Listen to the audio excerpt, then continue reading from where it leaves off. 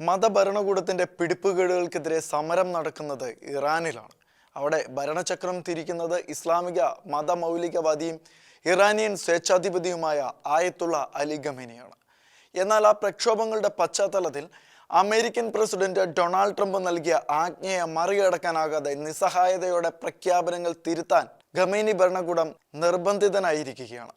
ആരെയും കൂസാതെ ഏകാധിപതിയെ പോലെ തനിക്കെതിരെ പ്രതിഷേധിച്ചവരിൽ ചിലരെ തൂക്കിലേറ്റുമെന്ന് പ്രഖ്യാപിച്ച ഖമേനിക്കും ഇറാനിലെ മതഭരണകൂടത്തിനും അതിനുള്ള പരിശ്രമങ്ങളെല്ലാം മാറ്റിവെച്ചിട്ട് ഒന്നുകൂടി ആലോചിക്കേണ്ടതായി വന്നത് പ്രതിഷേധക്കാരെ തൂക്കിലേറ്റിയാൽ ഇറാനിലെ ആയത്തുള്ള ഭരണകൂടം കടുത്ത നടപടി നേരിടേണ്ടി വരുമെന്നുള്ള അമേരിക്കൻ പ്രസിഡന്റ് ഡൊണാൾഡ് ട്രംപിന്റെ കല്ലിനെ പിളർക്കുന്ന ആജ്ഞയ്ക്ക് മുന്നിൽ ഖമേനിയും കൂട്ടുകാരും മുട്ടുവിറച്ച് പിന്മാറുകയായിരുന്നു.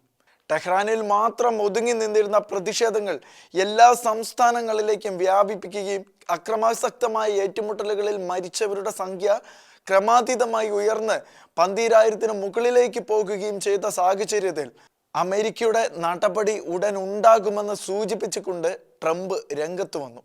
അതിന് പിന്നാലെ പിടികൂടിയ പ്രതിഷേധക്കാരിൽ ചിലരെ തൂക്കിലേറ്റിക്കൊണ്ട് കടുത്ത ഭീതി വിതയ്ക്കാനുള്ള ഇറാനിയൻ ഭരണകൂടത്തിന്റെ നീക്കത്തെയാണ് ട്രംപ് കടയിൽ തന്നെ വെട്ടിയത്. മനുഷ്യാവകാശ ഗ്രൂപ്പുകളും കുടുംബാംഗങ്ങളും പറയുന്നതനുസരിച്ച് വധശിക്ഷയ്ക്ക് വിധിക്കപ്പെട്ട ആദ്യത്തെ പ്രതിഷേധക്കാരനായ ഇർഫാൻ സോൾട്ടാനിയെ ആയിരുന്നു ഇന്നലെ തൂക്കിലേറ്റാൻ ഇറാൻ തയ്യാറായത്. എന്നാൽ വധശിക്ഷയ്ക്ക് ഒരുങ്ങിയാൽ ശക്തമായ നടപടി ഉണ്ടാകുമെന്നുള്ള ട്രംപിന്റെ ശക്തമായ പ്രസ്താവനയ്ക്ക് മുൻപിൽ ഇറാൻ പിന്തിരിയുകയായിരുന്നു. സോൾട്ടാനിയുടെ അടക്കം പല വധശിക്ഷകളും ഷെഡ്യൂൾ ചെയ്തിരുന്നുവെങ്കിലും ഒന്നും നടപ്പിലാക്കാൻ കഴിയാത്ത അവസ്ഥയിലേക്കാണ് ഇറാൻ എത്തിച്ചേർന്നത്.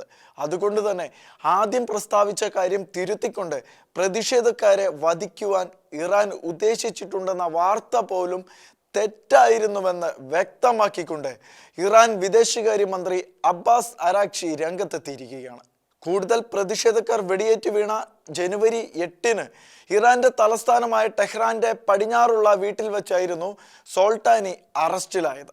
അഭിഭാഷകനെയോ മറ്റ് മാർഗങ്ങളെയോ ആശ്രയിക്കാൻ അദ്ദേഹത്തെ അനുവദിക്കാതെ തുറങ്കിലിൽ അടച്ചുകൊണ്ടായിരുന്നു കസ്റ്റഡിയിലെടുത്ത് കേവലം 4 ദിവസങ്ങൾക്കുള്ളിൽ അദ്ദേഹത്തിന്റെ വധശിക്ഷ നിശ്ചയിച്ചത്. ഇറാനിയൻ ഭരണകൂടം ആരോപിക്കുന്നത് പോലെ സോൾട്ടാനി ഒരിക്കലും അക്രമത്തിൽ ഏർപ്പെട്ടിരുന്നില്ല എന്നും ഇറാനികളുടെ അടിസ്ഥാന സ്വാതന്ത്ര്യം നേടുക മാത്രമായിരുന്നു അദ്ദേഹത്തിന്റെ ലക്ഷ്യമെന്നും സോൾട്ടാനിയുടെ കുടുംബാംഗങ്ങൾ പറയുന്നു. എന്നാൽ വധശിക്ഷയ്ക്ക് പ്രതിരോധം തീർത്തുകൊണ്ട് ട്രംപ് രംഗത്തെത്തുകയായിരുന്നു. ഇറാനിലെ സ്വേച്ഛാധിപത്യ ഭരണാധികാരികൾക്കെതിരെയുള്ള പ്രതിഷേധങ്ങൾക്ക് പിന്തുണ വാഗ്ദാനം ചെയ്ത് ട്രംപ് അവർ ആയിരക്കണക്കിന് ആളുകളെ കൊല്ലാൻ തുടങ്ങുകയും അക്കാര്യം താൻ അറിയുകയും ചെയ്യുമ്പോൾ അതെങ്ങനെ നടപ്പിലാക്കുമെന്ന് നമുക്ക് നോക്കാമെന്നും അത് ഒരിക്കലും നല്ല നിലയിൽ കലാശിക്കത്തില്ല എന്നും ഞങ്ങളത് നിരീക്ഷിച്ചു കൊണ്ടിരിക്കുകയാണ് എന്നും ട്രംപ് വ്യക്തമാക്കിയതോടെ കാര്യങ്ങൾ വലിയ കുഴപ്പത്തിലേക്കാണ് പോകുന്നതെന്ന് ബോധ്യപ്പെട്ട ഇറാൻ ഭരണകൂടം സോൾട്ടാനിയെ തൂക്കിലേറ്റാനുള്ള ഉദ്യമത്തിൽ നിന്നും പിന്തിരിയുകയായിരുന്നു. പ്രതിഷേധക്കാരെ വധിച്ചാൽ ഇറാൻ വിവരം അറിയുമെന്നുള്ള തൻ്റെ മുന്നറിയിപ്പ് ബലം കണ്ടുവെന്ന് ട്രംപ് സോഷ്യൽ മീഡിയയിൽ കുറിക്കുകയും ചെയ്തു. അതിനിടെ കഴിഞ്ഞ 2 വർഷത്തിനിടെ നിരവധി അക്രമങ്ങൾക്ക് ശേഷം ഇതിനകം തന്നെ സംഘർഷഭരിതമായ ഒരു പ്രദേശത്ത് ഇറാനെതിരെ മറ്റൊരു US അക്രമം ഉണ്ടാകുമെന്ന ആശങ്ക ചില പുതിയ നീക്കങ്ങൾക്കും കാരണമായിട്ടുണ്ട്.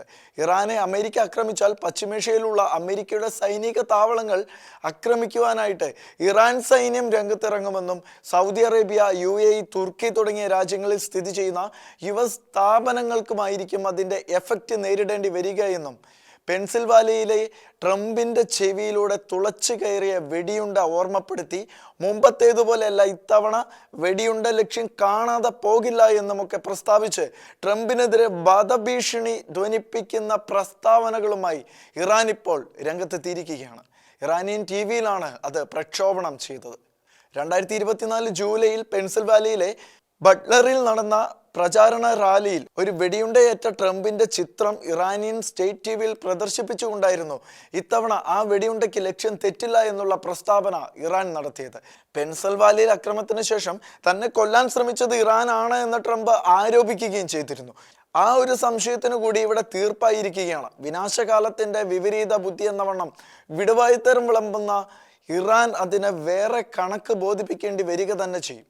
ഏതായാലും 12,000 പേരെ ക്രൂരമായി വെടിവെച്ച് കൊല്ലുകയും സോൾട്ടാനി അടക്കമുള്ള ചിലരെ തൂക്കിലേറ്റാൻ ഊഴം കാത്തിരിക്കുകയും ചെയ്ത ഇറാന്റെ കിരാത നടപടിക്കെതിരെ ലോകത്തിന്റെ മനസാക്ഷി ഇപ്പോൾ പ്രതിഷേധവുമായി ഇറങ്ങിയിരിക്കുകയാണ്. എന്നാൽ ലോകത്ത് നടമാടുന്ന എല്ലാത്തരം മനുഷ്യാവകാശ ലംഘനങ്ങൾക്കുമെതിരെ ശക്തമായ പ്രതിഷേധിക്കുന്ന സാംസ്കാരിക കേരളത്തിലെ സാംസ്കാരിക നായകന്മാർക്കൊന്നും കമാന്നൊരക്ഷരം ഉരിയാടാൻ കഴിയുന്നില്ല എന്നതാണ് ഏറെ ഖേദകരം.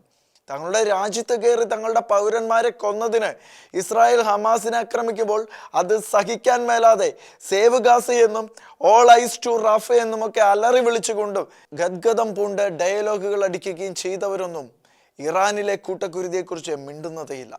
ആയത്തുള്ള ഖമേനി എന്ന ഇറാനിലെ മുസ്ലിം മത ഏകാധിപതിയും ക്രൂരനുമായ ഭരണാധികാരി 12,000-ലധികം സാധാരണക്കാരായ മുസ്ലിങ്ങളെ കൊല്ലുമ്പോൾ, സമരം ചെയ്തവരെ പരസ്യമായി തൂക്കിക്കൊല്ലാൻ തീരുമാനമെടുക്കുമ്പോൾ, അത് കേട്ടിട്ടും കണ്ടിട്ടും മനസാക്ഷി കഠിനമാക്കി പ്രതിഷേധിക്കാനോ വ്യസനിക്കാനോ പേര് വായിച്ച് കരയുവാനോ വിങ്ങിപ്പൊട്ടുവാനോ ഖമേനിയെ പ്രാക്കാനോ ആരുമില്ലാതെ പോകുന്നത് അങ്ങേയറ്റം അപലപനീയം തന്നെയാണ്. 2 മാസത്തിനുള്ളിൽ കേരളത്തിൽ നടക്കുന്ന നിയമസഭാ തെരഞ്ഞെടുപ്പിൽ ചിലരുടെ വോട്ട് കിട്ടണമെങ്കിൽ ഇറാനിലെ കൂട്ടക്കുരുതിക്ക് നേരെ കണ്ണടച്ചിരിക്കുകയെ നിവൃത്തിയുള്ളൂവെന്ന് ഇടതർക്കും വലതർക്കും നന്നായിട്ടറിയാം. എന്നാൽ ഇതൊക്കെ കാണുന്ന പൊതുസമൂഹത്തിന് പറയാനുള്ളത് ഇത് അങ്ങേയറ്റം അപമാനവും അപലപനീയവും മാത്രമാണ് എന്നാണ്. സ്വന്തം മനസാക്ഷിയെ വഞ്ചിച്ച വോട്ട് നേടി ജയിച്ചിട്ട് എന്ത് കാര്യം?